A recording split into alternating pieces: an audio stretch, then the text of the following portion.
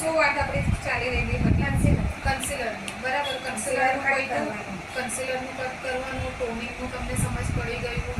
First આપણું starting જે થાય છે જે ટોનરથી થાય છે, ટીશ્યુ પેપરથી વધારે પહેલાં સીમ સાફ કરવાની, બરાબર. પછી કરવાનું ટોનર, થોડી વાર રવા દેવાનું, 2 સેકન્ડ જેવું રવા દેવાનું, પછી કરવાનું મોઇશ્ચરાઇઝર, પછી કરવાનું પ્રાઇમર. તમે આઈસ મેકઅપ બી કરો તેમાં બી પ્રાઇમરની જરૂરત છે. પ્રાઇમરને છોડવાનું નથી, બરાબર. આઈસ મેકઅપમાં બી પ્રાઇમર યુઝ કરવાનું છે ને બેઝની અંદર તો કરવાનું છે. પ્રાઇમર વગર તમારો મેકઅપ ખરાબ થઈ જશે, ડ્યુઈ ફિનિક્સ નહીં આવશે, એની જગ્યા પરથી હટી જશે, મેકઅપ ફાટી જશે, બહુ બધી કમ્પ્લેન આવશે. એટલે આને નથી છોડવાનું, બરાબર. પ્રાઇમરને તો યુઝ કરવાનું છે. પ્રાઇમર લગાવ્યા પછી શું કરવાનું છે?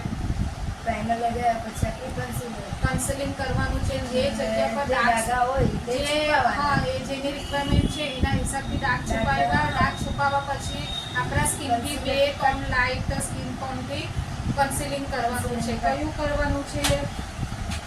આ ટાઈપ, બરાબર. કન્સીલર કરવા પછી શું કરવાનું છે? કન્સીલર ચેક કરીને તમારે ફાઉન્ડેશન લગાવવાનું છે. ફાઉન્ડેશન લગાવવાની ટેકનિક તમને બતાવી દીધી, બરાબર. ફાઉન્ડેશન આપણે સ્કિનના હિસાબથી મેચ કરવાનું, ને અગર આપણને વધારે એકદમ થોડી સ્કિનિંગ જોઈએ છે આપણને, તો આ બેઝ અંદર નાખવાનું 2-3 ડ્રોપ. આનાથી એકદમ શાઇનિંગ બેઝ આ નીકળશે.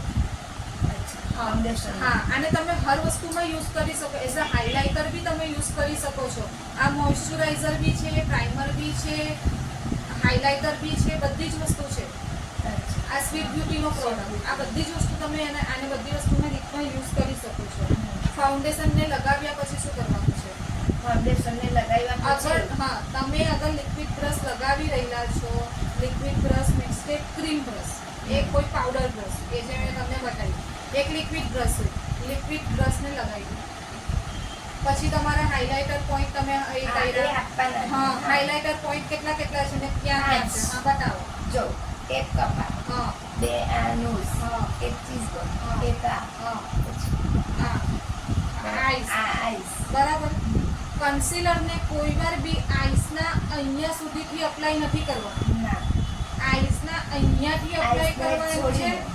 આને ખેંચતા ઉપર લઈ જવાનું, બરાબર.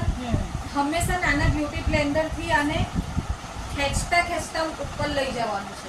કોઈ વાર બી કન્સીલરને ડાયરેક્ટ અહીંયા અપ્લાય નથી કરવાનું.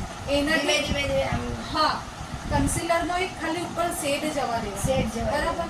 આને અગર આપણે અહીંયાથી એકદમ કન્સીલર મારી દેશું ને આપણે તો અહીંયા કેકીનેસ આવી જશે. તરત જ કેકીનેસ આવી જ જશે. આપણને ખાલી એક શેડો જોઈએ છે, એક આપણને શેડો જોઈએ છે. ફાઉન્ડેશનને પણ કોઈ વાર બી યુઝ કરો ને તો ફાઉન્ડેશનને બ્રશની અંદર એક્સ્ટ્રા નીકાળીને, જે ફાઉન્ડેશન બ્રશ હોય તે ફાઉન્ડેશન પ્લેટ પરથી એક્સ્ટ્રા બધું નીકાળીને પછી એને ડેબ કરવાનું છે. અને જે આપણી આઈસનો એરિયો છે એના ઉપર વધારે નથી જવાનું, આઈસના અહીંયા આવીને રૂકી જવાનું છે, બરાબર.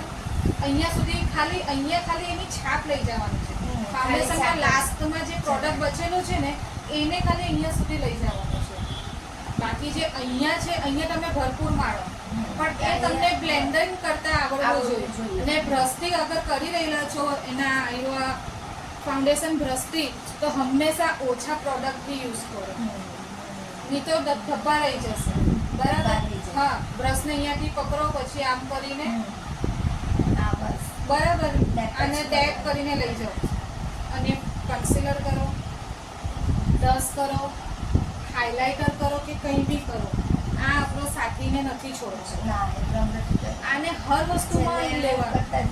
એક મેકઅપ ફિક્સર જે હર પ્રોડક્ટ ઇસ્તેમાલ કરો ને, જેવી રીતે કે કન્સીલર લગાવ્યું, મેકઅપ ફિક્સર લગાવો, ફાઉન્ડેશન લગાવ્યું, મેકઅપ ફિક્સર, પાવડર લોક કર્યું, મેકઅપ ફિક્સર લગાવો. હર વસ્તુની અંદર મેકઅપ ફિક્સર લગાવો. પછી લાસ્ટમાં મેકઅપ લોક કરો. લાસ્ટમાં બીજો પ્રોડક્ટ તમને બતાવ્યો ને જેનાથી લાસ્ટમાં મેકઅપ લોક કરો.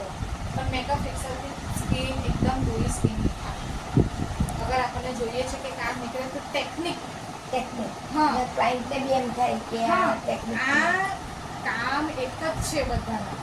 બધાને એક જ, ખાલી આઈ શેડો જ અલગ છે. ટેકનિક અલગ અલગ છે. તમને ટેકનિક આવડવી જોઈએ. હવે આ છે કન્સીલર. આ કન્સીલર તમે બી યુઝ કરી રહેલા છો અને બાજુવાળો બી યુઝ કરી રહેલો છે. એના કરવાથી એનાથી ડાઘા નથી છુપાવતા. પણ તમે કરો છો તો તમારાથી ડાઘા છુપાઈ જાય છે. તો એનો શું મતલબ? બ્રાન્ડ તો એક જ છે. એટલે આવડત નથી. હા, એની અંદર આવડત નથી. એને નથી સમજ પડતી કે કેવી રીતના છુપાવવાના છે. તમને ટેકનિક મેં એ બતાવેલી છે કે સીમાબેન આ ટેકનિકથી આપણે કરવાનું છે.